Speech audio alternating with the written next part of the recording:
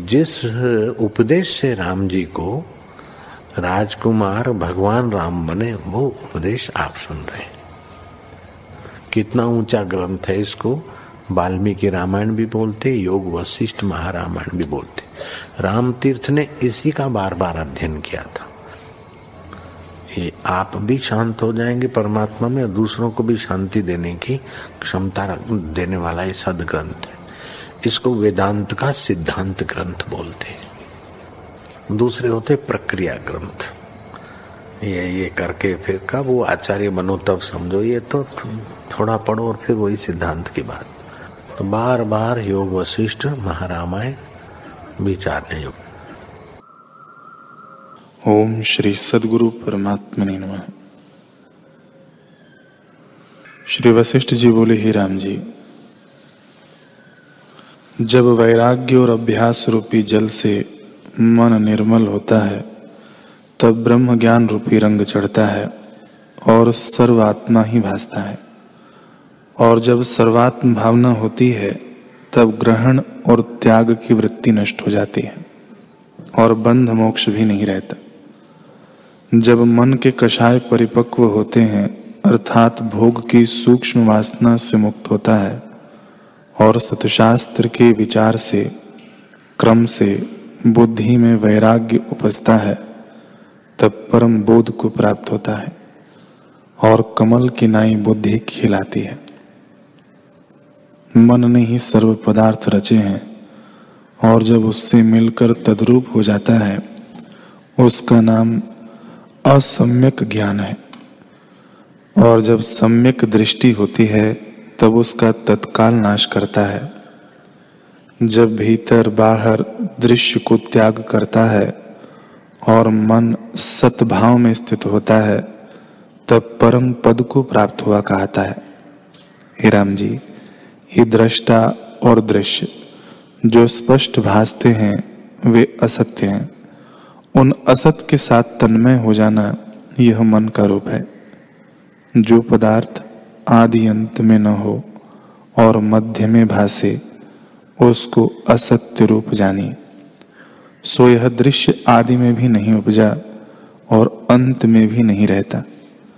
मध्य में जो भासता है, वह असत रूप है। अज्ञान से जिनको यह सत भासता है, उनको दुख की प्राप्ति होती है। आत्मभावना बिना दुख निवृत्त नहीं होता। ओम श्री सद्गुरु परमात्मने नमः। श्री योग वशिष्ठ महारामायण। ऐसा पदार्थ कोई नहीं जो चैतन्य बिना सिद्ध हो। जो कोई पदार्थ है, सो आत्मा ही से सिद्ध होता है। हे मुनीश्वर, शरीर रूपी सुंदर वृक्ष की बड़ी ऊंची डालें हैं, परंतु चैतन्य रूपी मंजरी बिना वह नहीं सोता। जैसे रस बिना वृक्ष नहीं सोता, वैसे ही चैतन्य बिना शरीर नहीं सोता। बढ़ना, घटना आदि जो विकार है, वे एक आत्मा से ही सिद्ध होते हैं।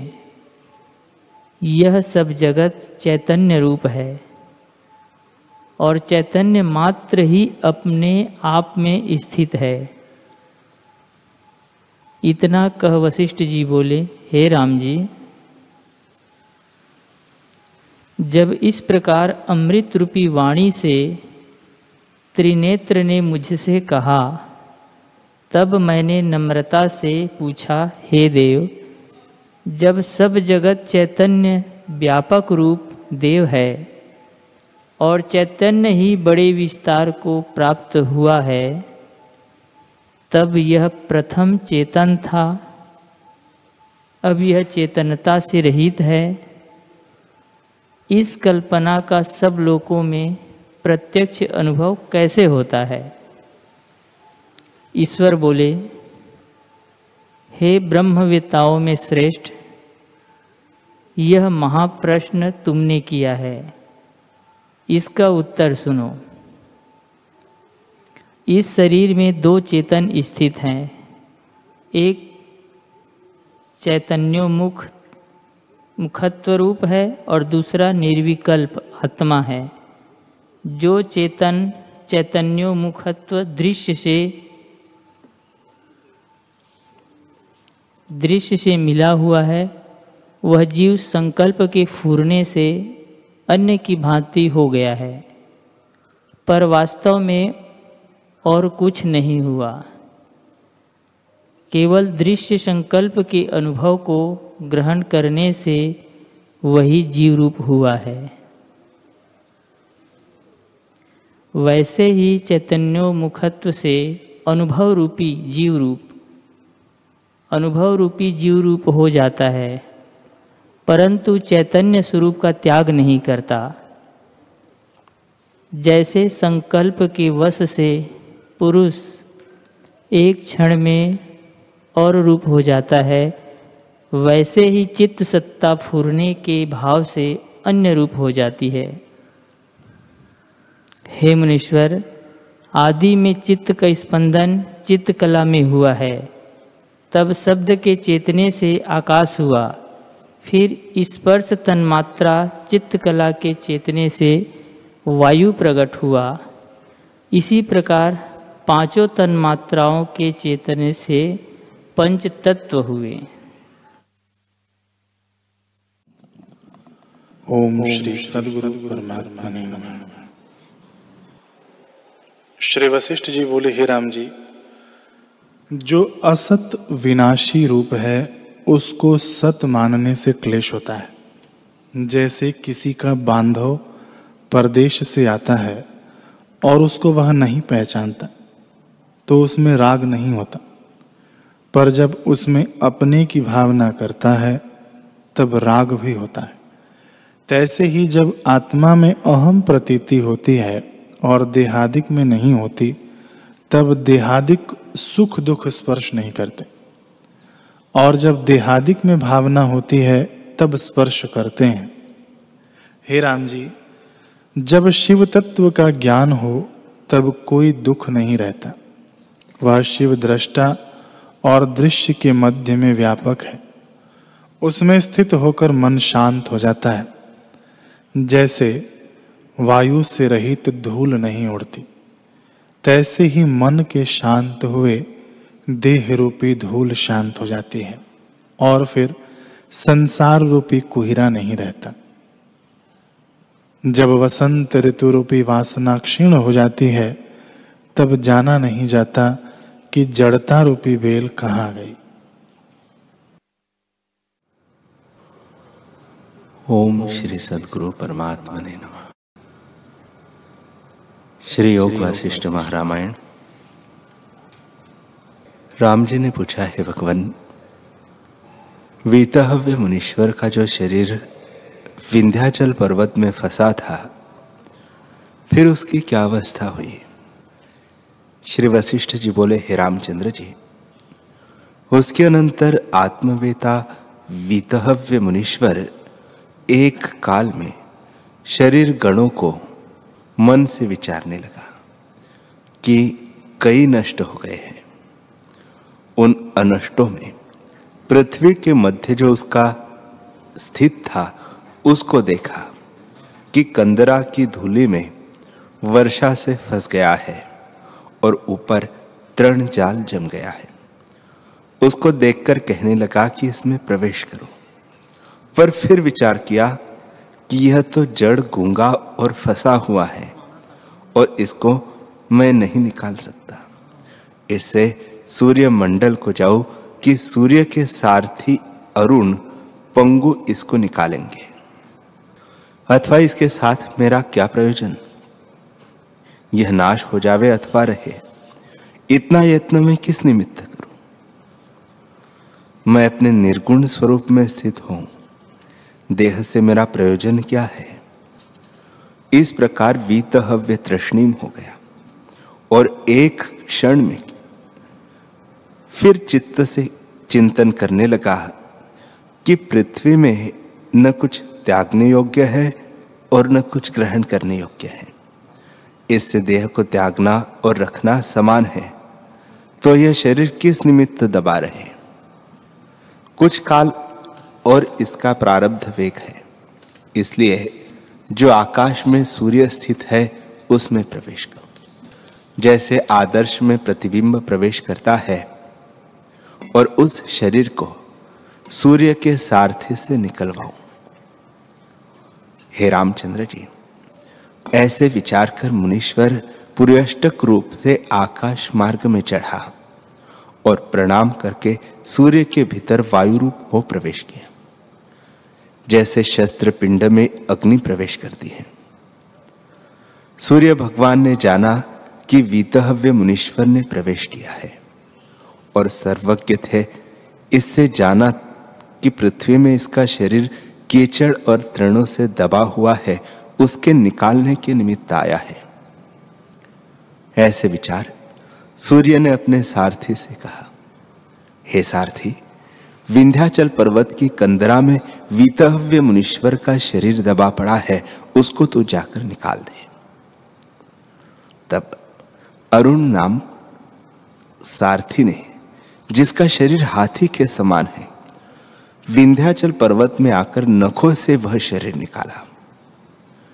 उसके नख ऐसे थे जिनसे वह पहाड़ उखाड़ डाले। उन नखों से धरा कोटर में गड़े हुए उस शरीर को उसने निकाला। जैसे सारस कमल तंतु मृणाल तंतु को कीचड़ से निकाल लेता है, तैसे ही पर्वत की कंदरा से उस शरीर को निकाल डाला। तब मुनीश्वर ने पुर्यष्टका से उस शरीर में प्रवेश किया, जैसे पक्षी आकाश मार्ग से उड़ता उड़ता आलय में प्रवेश करे। सावधान होकर अरुण को नमस्कार किया और अरुण ने भी वीतहव्य को नमस्कार किया और अपने अपने कार्य की ओर हुए। अरुण तो आकाश मार्ग को गया और मुनीश्वर का शरीर कीचड़ से भरा हुआ था, इससे उसने तालाब पर जाकर डुबकी मारी और जैसे हाथी मल धोता है, तैसे ही स्नान करके संध्या आदि कर्म किए और सूर्य भगवान का पूजन किया। जैसे प्रथम तप से शरीर शोभता था, तैसे ही भूषित किया और मैत्री, समता, सत, मुदिता आदि गुणों से संपन्न होकर ब्रह्म लक्ष्मी से सुशोभित हुआ और सबके अंग से रहित भी रहा कि इन गुणों को भी स्वरूप में प्रवेश न करे और आपको शुद्ध स्वरूप जाने। श्री वशिष्ठ जी बोले, हे रामचंद्र जी, इस प्रकार जब कुछ दिन व्यतीत हुए, तब समाधि के निमित्त मुनीश्वर का मन उदय हुआ और विंध्याचल पर्वत की कंदरा में जा बैठा।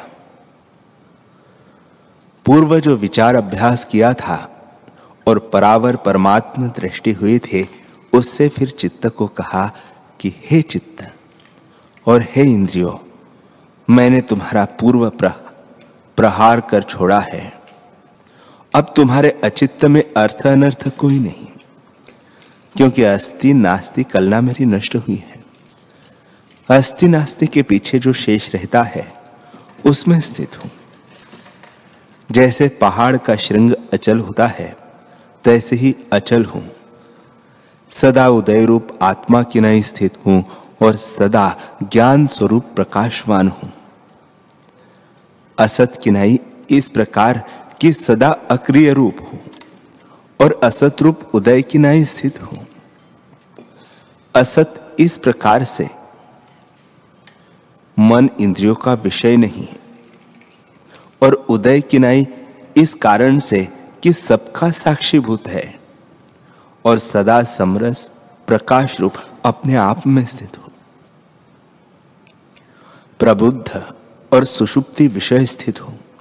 प्रबुद्ध इस कारण कि जो इंद्रियों के विषय की उपलब्धि करता हूं और सुषुप्ति इस कारण कि हर्ष, शोक, इष्ट अनिष्ट से रहित और जगत की ओर से सुषुप्तिवत समाधि में स्थित हो और स्वरूप में जागृत हुआ तुर्यापद आत्म तत्व में स्थित हो।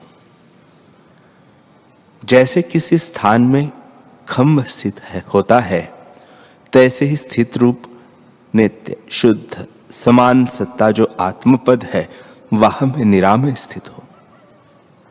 हे रामचंद्र जी, इस प्रकार ध्यान करता हुआ वह मुनीश्वर ध्यान में लगा और 6 दिन तक ध्यान में रहा और फिर जगा तो उस काल को क्षण के समान जाना, जैसे सोया हुआ क्षण में जागे। इसी प्रकार वीतहव्य शुद्ध पद को प्राप्त हुआ और जीवन मुक्त होकर चिरकाल पर्यंत विचरता रहा। न कोई वस्तु से हर्ष दे और न शोक दे, चलता हुआ भी स्थित रहे और इंद्रियों का व्यवहार करता भी इष्ट अनिष्ट की प्राप्ति में सम रहे, कदाचित किसी से चलायमान न हो।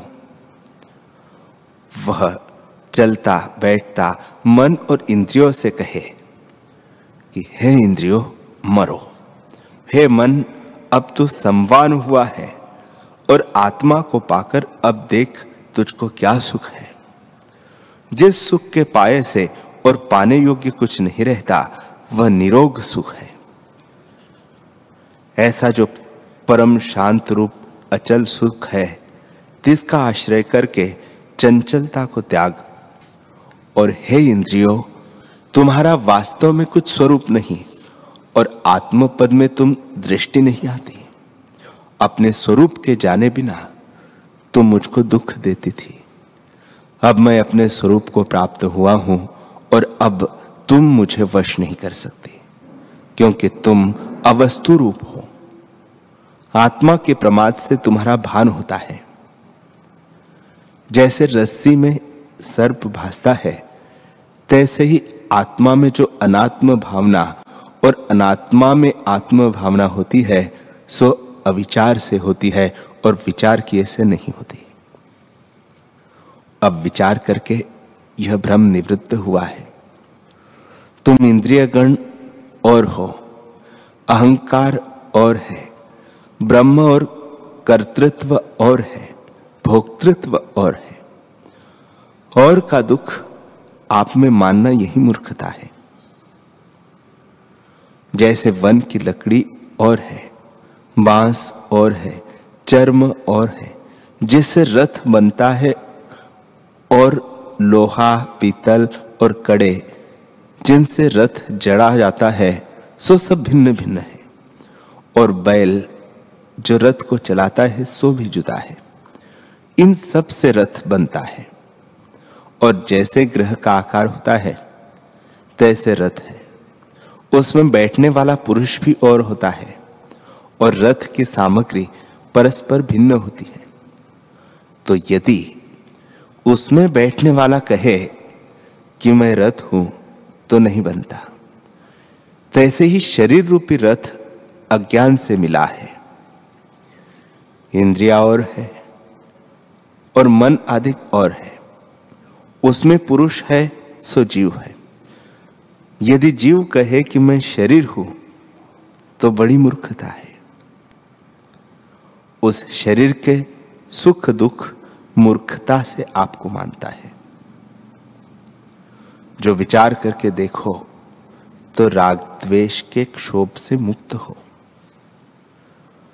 मैंने अविचार को दूर से त्यागा है और स्वरूप की स्मृति स्पष्ट की है कि आत्म तत्व सत है। उसी को मैंने सत जाना है और अनात्म असत है उसको असत जाना है। जो सत है वह स्थित है, जो असत है वह क्षीण हो जाता है। हे रामचंद्र जी, इस प्रकार वीतहव्य मुनि विचार करके जीवन मुक्त हुआ और अपने स्वरूप में बहुत वर्षों को व्यतीत किया। निर्भय पद में चित्तादि भ्रम सब नष्ट हो जाते हैं। ऐसे शुद्ध पद को प्राप्त हुआ वह यथार्थभूत आत्म ध्यान में स्थित हुआ और ग्रहण और त्याग की कुछ भावना न रही। परिपूर्ण आत्मपद को प्राप्त हुआ। अगस्त्य मुनि का पुत्र वीतहव्य मुनि उस पद को पाकर निर्वासनिक हुआ। फिर जिस काल में और जिस प्रकार से वह विदेह मुक्त हुआ है वह भी सुनो। 20,700 वर्ष वह जीवन मुक्त रहकर फिर विदेह मुक्त हुआ। जो इच्छा अनिच्छा से रहित पद है और जन्म मरण का जिसमें अंत है, उस राग द्वेष से रहित पद को प्राप्त हुआ। हे रामचंद्र जी, फिर उसने हिमालय पर्वत की कंदरा में प्रवेश किया और पद्मासन बांध हाथ जोड़कर कहा, हे राग, राग तुम निरागता और निर्द्वेषता को प्राप्त हो। तुम्हारे साथ मैंने चिर पर्यंत विवेक से रहित क्रीड़ा की है। तुम अब जाओ, मेरा तुमको नमस्कार है। हे भोग, तुम्हारी लालसा से मुझको परमपद का विस्मरण हो गया था। जैसे माता सुख के निमित्त पुत्र की लालसा करती है, तैसे ही मैं सुख जानकर तुम्हारी लालसा करता था। अब तुम जाओ, तुमको मेरा नमस्कार है। अब मैं निर्वाण पद को प्राप्त होता हूं। हे दुख, तुमको भी नमस्कार है। तेरे उपदेश से मैं आत्मपद को प्राप्त हुआ हूं, क्योंकि मैं सदा भोग और सुख चाहता था, और जब सुख प्राप्त होता था तब तुझको भी साथ ले आता था। सुख से तेरी उत्पत्ति होती है। सुख की लालसा में तो मैं अनेक जन्म पाता रहा, पर जब सुख आवे तब तुझको भी साथ ले आवे। तुझको देखकर मुझको आत्मपद की इच्छा उपजी, और तेरे प्रसाद से मैं परम शीतल पद को प्राप्त हुआ हूं। हे दुख, तू तो दुख था, परंतु मुझको आत्मपद प्राप्त कराया, इससे तेरा कल्याण हो। तू अब जा। हे मित्र, संसार में जीना असार है। जिसका संयोग होता है उसका वियोग भी होता है। तूने मेरे साथ बड़ा उपकार किया कि अपना नाश किया और मुझको सुख प्राप्त कराया, क्योंकि जब तू मुझको प्राप्त न था तो मैं आत्मपद के निमित्त कब यत्न करता था। तूने अपना नाश करना माना, परंतु मुझको सुख प्राप्त कराया। हे मित्र, तू बांधव की नाई चिरकाल पर्यंत मेरे साथ रहा और कदाचित मुझसे दूर न हुआ। मैंने तेरा नाश नहीं किया, पर तूने अपना नाश आप ही किया है। तू मुझको जब प्राप्त हुआ था तब मुझको विवेक उत्पन्न हुआ। उस विवेक ने तेरा नाश किया है, इससे तुझको मेरा नमस्कार है। और हे माता तृष्णा, तुझको भी नमस्कार है। तू सदा मेरे साथ रही है और कदाचित त्याग नहीं किया। जैसे अपने बालक का त्याग माता नहीं करती, तैसे ही तूने मेरा त्याग नहीं किया। अब तू जा। हे कामदेव, तुझने आप ही विपर्य होकर अपना नाश किया। जब तू बहिर्मुख था तब जीता था, और जब अंतर्मुख हुआ तब तू मिट गया। तुझको नमस्कार है। हे सुकृतो, तुमको नमस्कार है। तुमने भी बड़ा उपकार किया कि नरकों से निकालकर स्वर्गों में डाला, परंतु अंत में सबका वियोग होना है, इससे तुम भी जाओ। हे दुष्कृतो, तुम भी जाओ। विकर्म रूपी तुम्हारा क्षेत्र है और युवावस्था बीज है, उससे दुख फल होता है। तुम्हारे साथ भी संयोग हुआ था, इससे तुमको भी नमस्कार है, तुम भी जाओ। हे मोह, तुमको भी नमस्कार है। तुझसे चिरकाल में बंधा था और नाना प्रकार के स्थानों को प्राप्त होता था, और तू भय दिखाता था, उससे मैं भय पाता था। इससे तुझको नमस्कार है, अब तू जा। हे गिरिकंदरा, तुझको भी नमस्कार है। तुम में मैंने चिरकाल तप किया है। हे बुद्धि, हे विवेक, तुमको भी नमस्कार है। तुमने मेरे साथ उपकार किया है कि संसार बंधन से मुक्त किया। तुम जाओ। दंड और तुम्बा, तुमको भी नमस्कार है, तुम भी जाओ। बहुत काल तुम भी मेरे संबंधी रहे हो। हे देह, रक्त मांस का पिंजर होकर तू मेरे साथ बहुत काल रही है और तूने उपकार किया है। विवेक उपजाने का स्थान तू ही है। तेरे संयोग से मैंने परम पद पाया है। तू भी अब जा, तुझको नमस्कार है। हे संसार के व्यवहारों, तुमको भी नमस्कार है। तुम्हारे में मैंने बहुत क्रिया की है। ऐसा पदार्थ जगत में कोई नहीं जिससे मैंने व्यवहार न किया हो। ऐसा कर्म कोई नहीं जो मैंने न किया होगा, और ऐसा देश कोई नहीं जो देखा न होगा। अब सबको नमस्कार है। हे इंद्रियों, प्राण और मन आदि, तुमको नमस्कार है। तुम्हारा हमारा चिरकाल संयोग था, अब वियोग हुआ, क्योंकि जिसका संयोग होता है उसका वियोग भी होता है। इससे तुम्हारा हमारा वियोग होता है। नेत्रों की ज्योति सूर्यमंडल में जा लीन होगी, घ्राणों की गंध पृथ्वी में लीन होगी, और प्राण त्वचा पवन में, श्रवण आकाश में, मन चंद्रमा में, और जिह्वा रस में लीन होगी। इसी प्रकार सब अपने अपने अंश में लीन होंगे।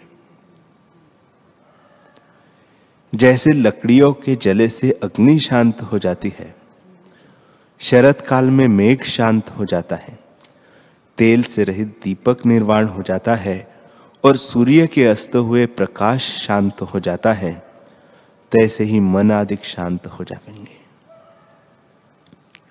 हे रामचंद्र जी, ऐसे विचार करते करते उसका मन सर्व कार्य से रहित हो प्रणव के ध्यान में लगा, और सर्व दृश्य से शांत हो और मोह रूपी मल को त्याग कर प्रणव के विचार में लगा। श्री वशिष्ठ जी बोले, हे रामचंद्र जी, इस प्रकार उसने शब्द ब्रह्म प्रणव का उच्चारण किया और पंचम भूमि का जो चित्त की अवस्था है उसको प्राप्त हुआ। भीतर बाहर के स्थूल सूक्ष्म पदार्थों और त्रिलोकी के सब संकल्पों को त्याग कर वह अक्षोभ रूप स्थित हुआ। जैसे चिंतामणि अपने प्रकाश में स्थित होती है, जैसे पूर्णमासिका का चंद्रमा अपने आप में स्थित है, जैसे मंदराचल के निकलने से क्षीर समुद्र स्थित होता है और मथने से रहित मंदराचल स्थित होता है, जैसे कुम्हार का चक्र फिरता फिरता ठहर जाता है, जैसे सूर्य के अस्त हुए जीवों की व्यवहार क्रिया ठहर जाती है, जैसे मेघ से रहित शरद काल का आकाश निर्मल होता है और प्रकाश तन से रहित होता है, तैसे ही फुरने से रहित उसका मन शांति को प्राप्त हुआ। प्रणव का ध्यान करके फिर उस वृत्ति के अंत को प्राप्त हुआ और फिर मंत्र को भी त्याग, जैसे महापुरुष क्रोध को त्यागते हैं तैसे ही वृत्ति को त्यागा। फिर तेज का प्रकाश उदय हुआ, उसको भी निमेष में त्यागा। आगे न तेज है न तम है, उसमें अभाव वृत्ति रहती है उसको भी निमेष में त्यागा। तब जैसे नूतन बालक की जन्म से पदार्थ ज्ञान से रहित अवस्था होती है, तैसे ही अवस्था प्राप्त हुई। तब तो सत्ता मात्र आत्मतत्व सुषुप्ति पद है, उसका आश्रय किया और महाचल जो सुमेरु किनाई स्थिर अवस्था है उसको प्राप्त हुआ। फिर केवल अचेत चिन्मात्र तुर्या निरानंद आत्मपद में, जिसमें स्वरूप से भिन्न और आनंद नहीं प्राप्त हुआ, वह सत और सतरूप है, सर्व क्रिया से रहित है, अतीत है, इस कारण असत है, और अनुभव रूप है, इस कारण सत्य रूप है। ऐसे अशब्द पद को वह प्राप्त हुआ जो परम शुद्ध पावन और सर्वभाव के भीतर प्राप्त है और सर्वभाव शब्द से रहित है, जिसको शून्यवादी शून्य, ब्रह्मवादी ब्रह्म, विज्ञानवादी विज्ञान, सांख्य मत वाले पुरुष ईश्वर, शैवा शिव, वैष्णव विष्णु, शाक्त परम शक्ति, कालवादी काल, आत्मवादी आत्मा, आध्यात्मिक माध्यम इत्यादि जो शास्त्रों वाले कहते हैं, सो एक ब्रह्म को ही कहते हैं, जो सर्वदा सर्वकाल सर्व प्रकार सर्व में सर्वरूप है।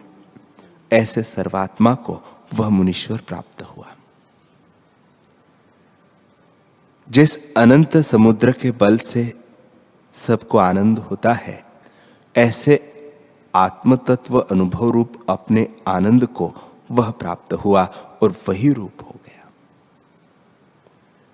जो अन्य और निरन्य, निरंजन, सर्व असर्व, अजर अमर, सबके आदि, सकलंक, निष्कलंक है।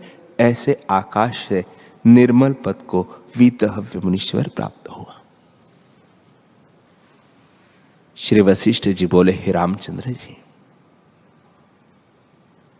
दुख रूप संसार समुद्र के पार हो वीतहव्य मुनीश्वर उस परम पद को प्राप्त हुआ, जिस पद के प्राप्त हुए जीव फिर जन्म मरण को नहीं प्राप्त होता, और जिस पद में स्थित हुआ परम शांत उपशम आनंद को प्राप्त होता है।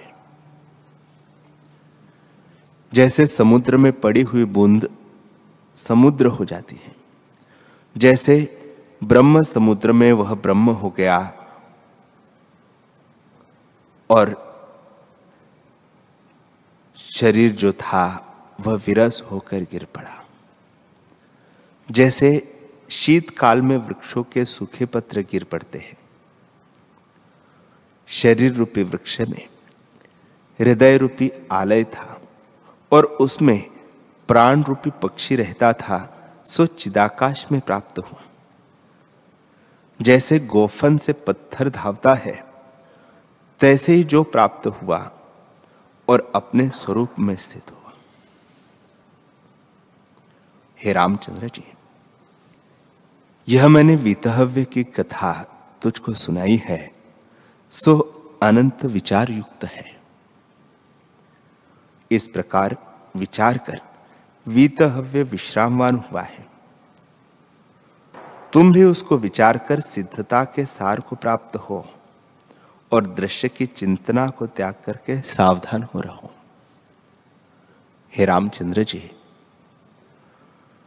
जो कुछ मैंने तुझसे पूर्व कहा है कि उस पद में प्राप्त हुआ फिर कुछ पाने योग्य नहीं रहता, और अब जो कुछ कहता हूं और जो कुछ पीछे कहूंगा उसको विचारो। मुक्ति ज्ञान ही से होती है और ज्ञान ही से सब दुख नष्ट होते हैं। ज्ञान ही से अज्ञान निवृत्त होता है और ज्ञान ही से परम सिद्धता को प्राप्त होता है। पाने योग्य वही वस्तु है और कोई दुखों का नाश नहीं कर सकता। यह निश्चय है कि ज्ञान से सब फांसी कट जाती है और ज्ञान ही से वीतहव्य ने मन को चूर्ण किया।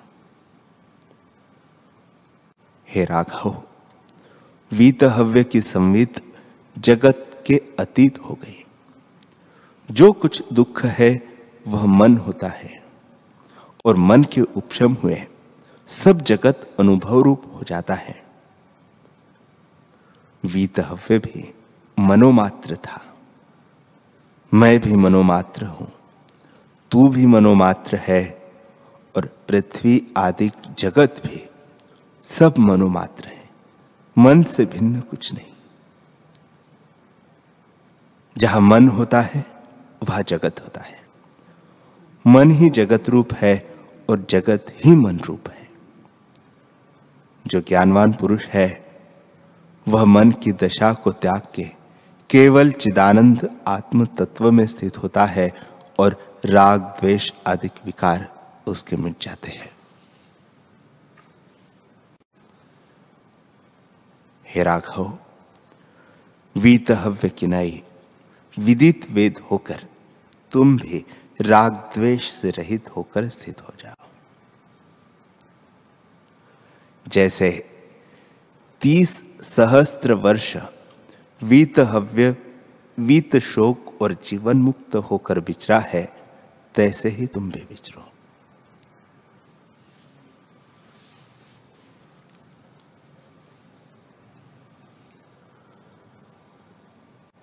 हरि ओम।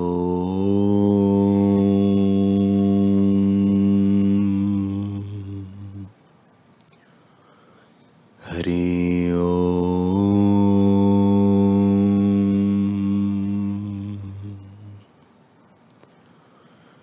हरि ओम।